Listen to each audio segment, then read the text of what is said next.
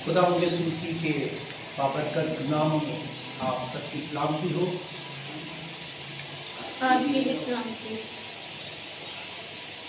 हम खुदा के नहायत शुक्रगुजार हैं कि खुदा ने ये मौका बख्शा कि हम उसकी बातों को सीख सके, उसके कलाम को सीखें और फिर अमल करें। बेशक ये रोज़ों के अयाम चल रहे हैं और हर जगह पे लोग जो है वो रोज़े रख भी रहे हैं और रोज़े खलवा भी रहे हैं। तो मेरे जीतो, आज जो हवाला खुदा ने हमें दिया है वो है मत्ती रसूल की इंजील और उसका चौथा बाब।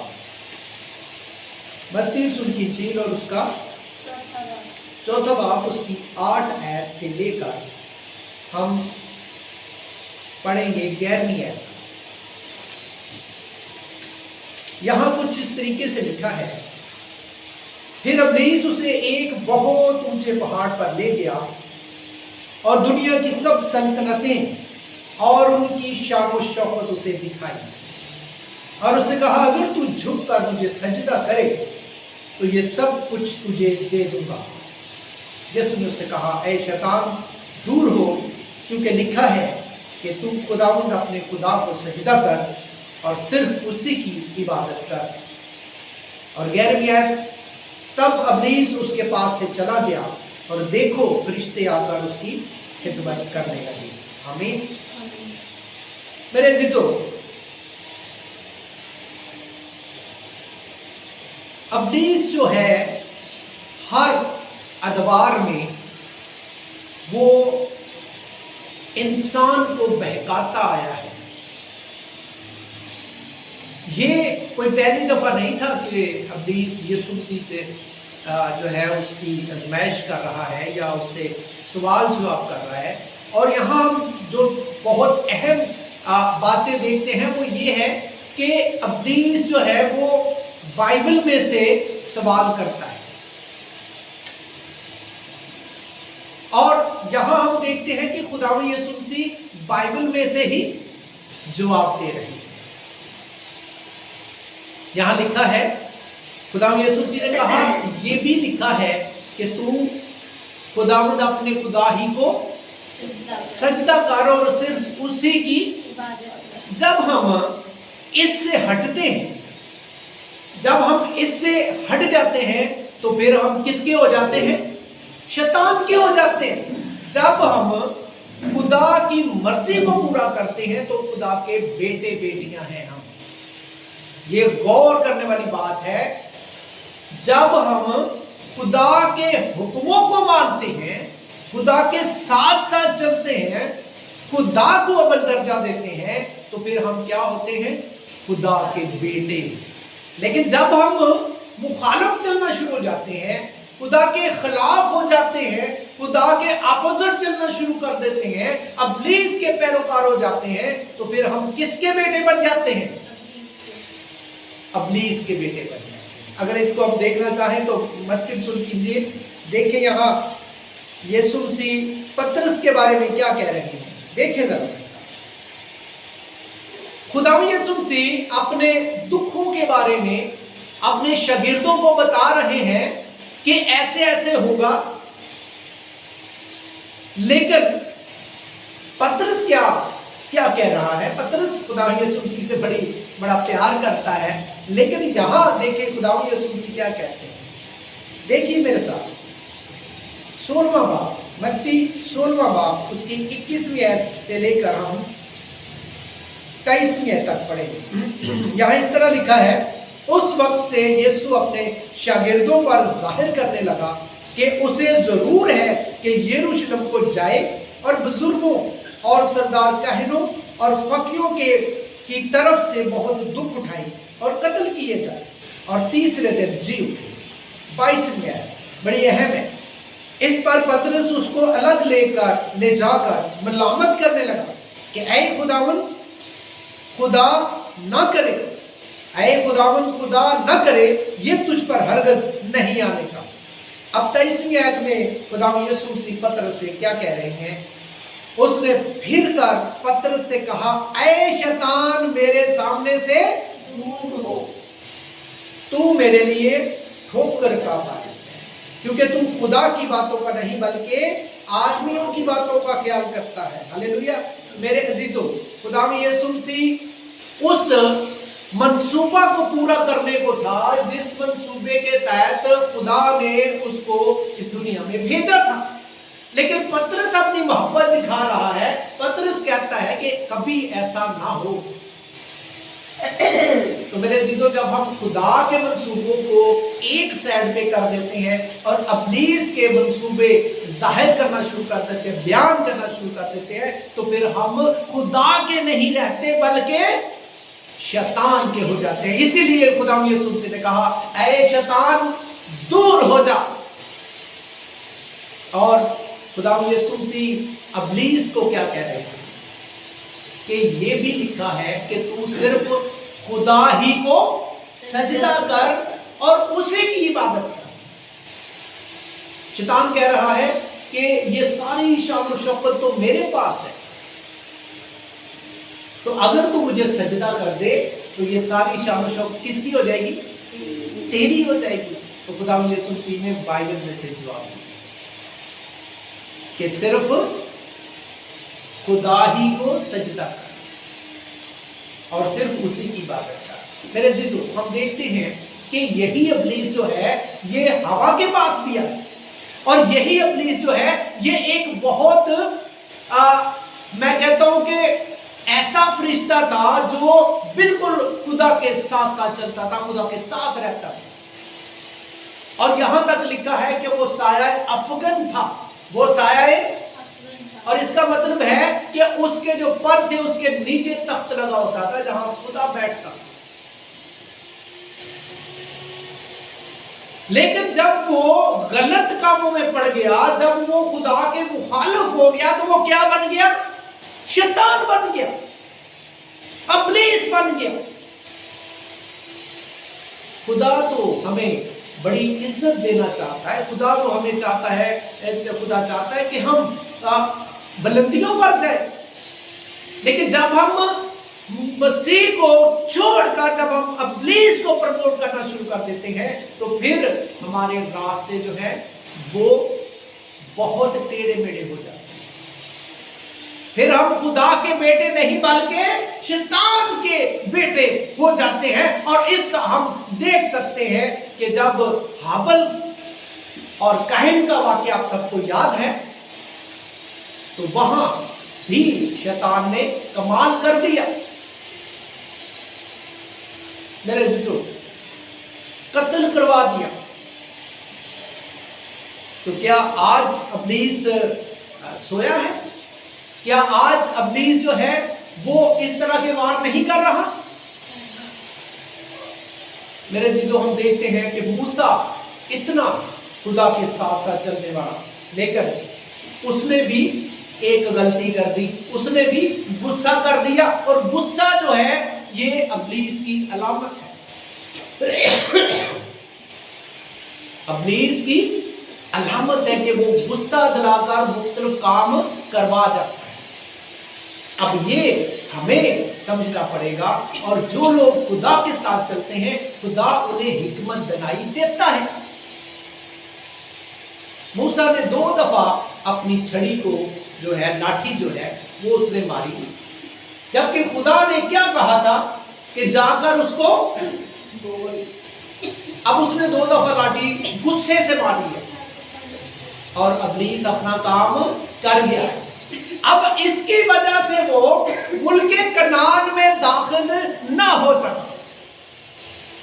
शैतान ने अपना वार कर दिया और मूसा को उस मुल्क से जाने से रुकवा दिया जिस मुल्क में दूध और शहद बहता था, और जिस मुल्क में लेके जाने का खुदा ने वादा किया हुआ था। और खुदा ने मिस्र से बनी इस्राइल को निकाल कर इस मुल्क के अंदर लेके आना था जहां दूध और शहद बहता है। लेकिन इब्लीस ने उसको क्या कर दिया? वहां जाने से रोक दिया। जब उससे गुस्सा कर, देखिए खुदा इस बात से नाराज हुआ कि मूसा ने ये क्या किया है। वो दरवाजा बंद कर दो, अंदर आ रही हो 10-15। मूसा से वो काम करवा दिया जिससे उसकी एंट्री जो है वो बंद हो गई। उस मुल्क को खुदा ने कहा तू पहाड़ पर चढ़ जा और उसको दूर से देख ले, क्योंकि तू वहां जा नहीं सकता।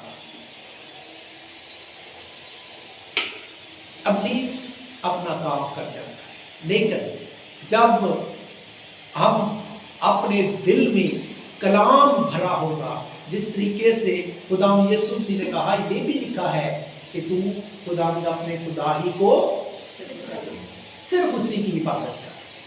तो जब हम बाइबल पढ़ेंगे ही नहीं, जब हमारे बच्चों को पता ही नहीं है कि बाइबल के अंदर क्या लिखा है, तो फिर क्या होता है कि कोई भी अपनी तालीम जो है जब वो सुनाता है तो बच्चे गुमराह हो जाते हैं, बड़े भी गुमराह हो जाते हैं, बच्चे भी हो जाते हैं जो कलाम से दूर होते हैं, जो खुदा के साथ नहीं चलते, वो फिर क्या हो जाता है, गुमराह हो जाते हैं।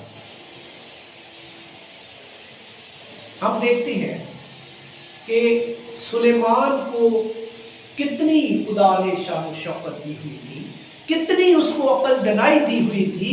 कलाम में लिखा है ऐसा ना कभी कोई आएगा ना होगा, इसके जैसा कोई नहीं होगा जिसको इतनी अकल और दनाई और इतनी शोहरत और इतनी दौलत, हिकमत, हर चीज खुदा ने उसको दी हुई थी। इसके बावजूद खुदा ने यह कहा था कि गैर कुओं में ना जाना, वहां ना शादी करना, बुत परस्तों के पास ना जाना।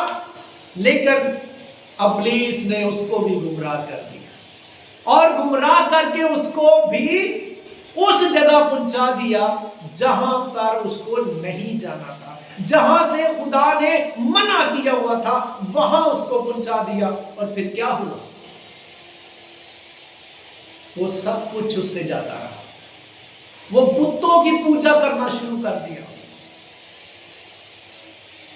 आज भी इब्लीस यही चाहता है कि कोई खुदा के पास ना आए, कलाम ना पढ़े, इबादत ना करे, बल्कि वो खुदा से दूर रहे, ताकि वो खुदा के कलाम को पढ़ ना सके, उसको सुन ना सके, उसको समझ ना सके।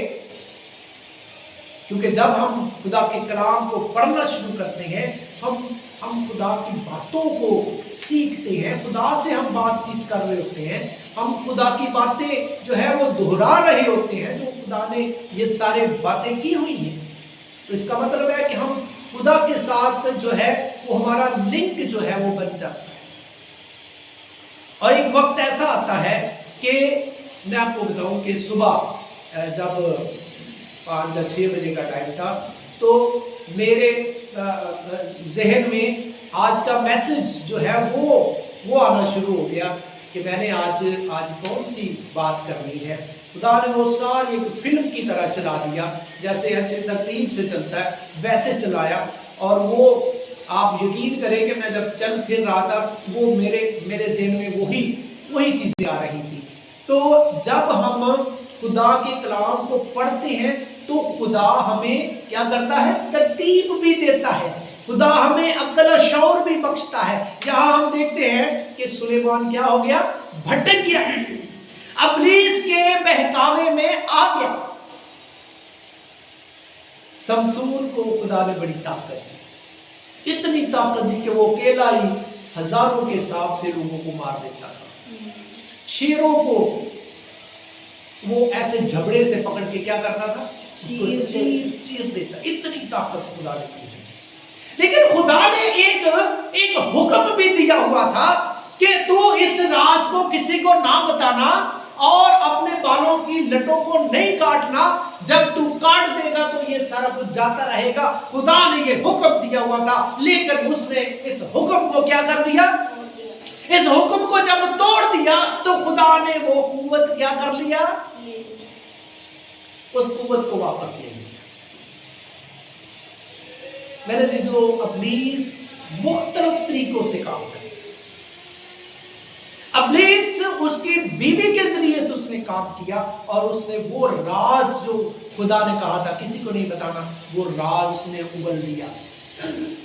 उसने राज जब बताया तो उसके बाद उसकी सारी हिकमत और उसकी सारी पावर जो थी, जो कुव्वत खुदा ने दी थी, वो वापस ले ली और वो एक आम इंसान की तरह हो गया। खुदा तो हमें बुलंदियों पर देखना चाहता है, लेकिन क्या हम खुदा के हुक्मों पर अमल करते हैं? क्योंकि कलाम तो हमें बता रहा है कि जब हम उसके हुक्मों पर चलते हैं, उससे डरते हैं। अब डरने का मतलब यह है कि हम जो बातें खुदा ने हमें करने को कहा हुआ है, जब हम वो करते हैं तो फिर खुदा से हम क्या कर रहे हैं? खुदा से हम डरते हैं, खुदा से डरते हैं। और कलाम में लिखा है, जो खुदा से डरता है उसके चुगिर्द क्या खुदा करता है? फरिश्ता खैमजन कर देता है उसकी हिफाजत के लिए। कितनी बड़ी बात है! जब हम खुदा के हुक्मों को मानते हैं, चलते हैं उसके ऊपर, तो फिर क्या होता है? खुदा हमारी हिफाजत करता है। यहां देखें, यहां मत्ती की इंजील में क्या लिखा हुआ है। आइए मेरे साथ देखें, चौथा बाब देखें।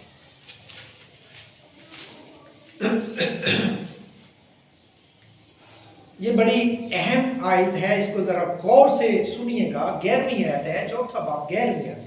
तब इब्लीस उसके पास से चला गया और देखो फरिश्ते आकर उसकी खिदमत करने लगे। खुदा यीशु मसीह ने कहा, ऐ शैतान दूर हो, ऐ शैतान दूर हो। तो जब कहा है शैतान दूर हो, तो उसके बाद क्या होगा? खुदा ने अपने फरिश्ते भेजे उसकी यीशु मसीह की खिदमत के लिए। या कलाम बता रहा है कि फरिश्ते आ गए। जब आजमाया गया और आजमाइश पर पूरा उतरा, तो फिर फरिश्ते आकर उसकी खिदमत करने लगे। मेरे दिल को इसी तरह पूरी बाइबल भरी पड़ी है, लेकिन यीशु मसीह कामल खुदा और कामल इंसान था। खुदा यीशु मसीह सिर्फ मौजज़े दिखाने के लिए नहीं आए थे, बल्कि खुदा यीशु मसीह निजात देने आए थे। और इब्लीस चाहता था कि ये निजात का काम जो है ये ना कंप्लीट। वो क्या चाह रहा था कि खुदा यीशु मसीह ये कफारा ना दे, ये निजात का काम कंप्लीट ना हो। ये इंसान जो खुदा से दूर हो चुका था आदम और हवा के गुनाह की वजह से, वो चाहता था कि इनका मेल मिलाप जो है ये दोबारा से ना हो।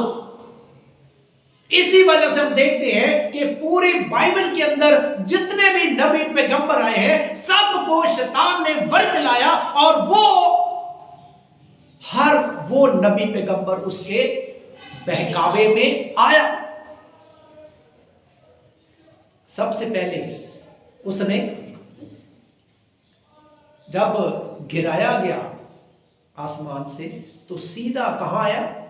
बागे अदन में आया और आकर हवा से। मेरे अजीजों, इब्लीस खुद कुछ नहीं कर सकता। गौर कीजिए, इब्लीस अपने से कुछ नहीं कर सकता, वो बदल लेता है और वो इंसान को ही इस्तेमाल करता है। लेकिन यहां हम देखते हैं बागे अदन के अंदर उसने किसको इस्तेमाल किया? सांप को इस्तेमाल किया,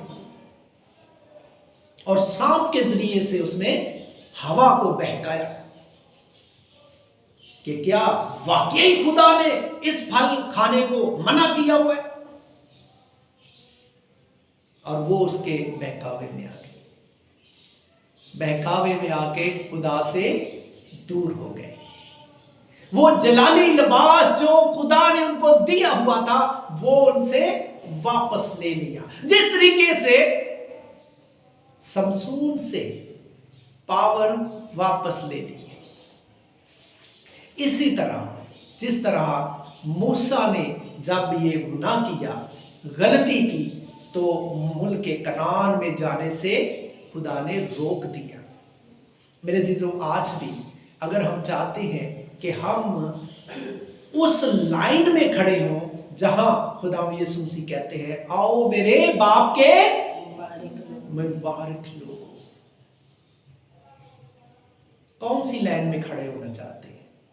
बकरियों की लाइन में या भेड़ों की लाइन में? यीशु मसीह ने कहा मैं भेड़ों की मेरी भेड़ें मेरी आवाज सुनती हैं और मैं अपनी भेड़ों के नाम को जानता हूं। और पिछले से पिछले संडे में सीखा था कि यीशु मसीह मेरे और आपके और हर इंसान के नाम से वाकिफ है जो यीशु मसीह के पास आना चाहता है, जो उसके तालीम को समझना चाहता है, जो उसके पैगामात को जो है वो सीखना चाहता है, आगे बढ़ना चाहता है। खुदा उनके सारे उस हरकत और सकनात को खुदा देख रहा होता है। मेरा और आपका खुदा हमारे नामों से वाकिफ है। इसलिए यीशु मसीह ने कहा आए ज़काई नीचे उतरा, क्योंकि यीशु मसीह तो उसको नहीं जानते थे लेकिन उसके नाम से वाकिफ थे। तो मेरे अजीजों, आज हम किस लाइन में खड़े होना चाहते हैं? हम खुदा के कलाम को फॉलो करके, खुदा के हुक्मों को मानकर जब हम आगे बढ़ते हैं तो खुदा हमें प्यार करता है और वो हमें हर वक्त तैयार है हमें गले से लगाने के लिए, अपनी बाहों में लेने के लिए। बेशक इंसान गुनाहगार है, लेकिन जब वो तौबा करता है, खुदा के पास आता है, तो खुदा उन्हें खुली बाहों से समेट लेता है, अपनी बाहों में ले लेता है।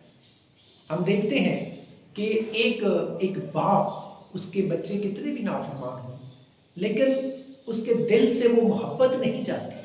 बेशक वक्ती तौर पे वो परेशान हो जाता है, लेकिन फिर भी बाप की मोहब्बत जो है वो ये एक तड़प है बाप की। और इसी तरह मेरे अजीजों, खुदा भी हमारे बारे में तड़पता है जब हम नाफरमानी करते हैं, जब हम उसके पास नहीं जाते बल्कि हम दूसरे रास्ते को चलना शुरू हो जाते हैं। अब खुदा ने तो मंसूबा बनाया हुआ था ना कि मूसा कहाँ जाएगा, लेकिन इनको मुल्के कनान में जाएगा, लेकिन क्या क्या हो गया, वो वहां ना पहुंच सका।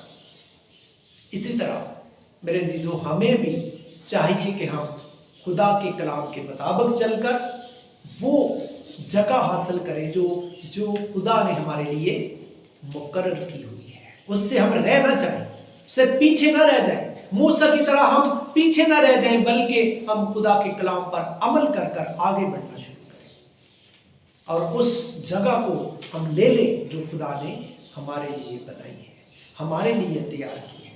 आज के कलाम के वसीला से खुदा हम सबको कसरत से बरकत दे, समझने की और अमल करने की तौफीक बख्शे। आमीन।